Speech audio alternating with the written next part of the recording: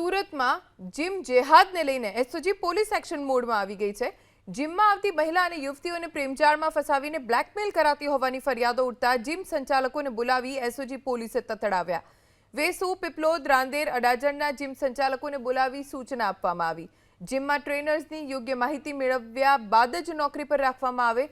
જીમમાં આવતી મહિલા અને યુવતીઓને ટ્રેનર પર્સનલ મેસેજ ન કરી શકે। જો પર્સનલ મેસેજ કરી કનડગત કરતા ઝડપાશે તો જીમ સંચાલક સામે પણ કાર્યવાહી થશે। જીમની અંદર વોઇસ સાથેના સીસીટીવી લગાવવા માટે પણ સૂચના આપવામાં આવી। આવનારા દિવસોમાં જીમની અંદર એસઓજી પોલીસ તપાસ પણ કરશે।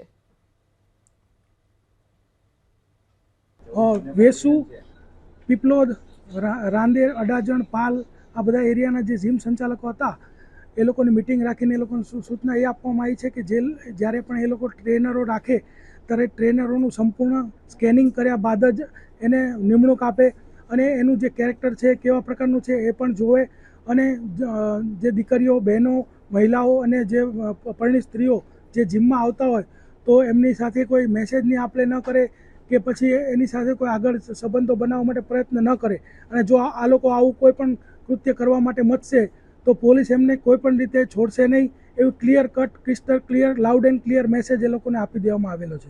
આવનારા દિવસોમાં એ લોકોને અત્યારે સૂચના આપી છે કે જે ઓડિબલ વોઇસવાળા કેમેરા નખાવાના અને એનું આપણે ટાઈમ ટુ ટાઈમ એનું ફૂટેજ આપણે મેળવશું જે પણ જીમનું આપણને કંઈ પણ ફરિયાદ આવશે તો અને ત્યારબાદ આપણા ખાનગી બાતમીદારો પણ જીમમાં જતા આવતા થઈ જશે। જીમની વિઝિટ લેવામાં આવશે અને ત્યાં બીજા જે મોટી ઉંમરના સિનિયર જે માણસો આવતા હશે એ લોકોને પૂછપરછ પણ કરવામાં આવશે કે આ જીમમાં કેવા પ્રકારનું વાતાવરણ છે અને શું ચાલી રહ્યું છે અને ક્યાંય પણ ઇનપુટ મળશે તો એ લોકો પર સખતમાં સખત કાર્યવાહી કરવામાં આવશે।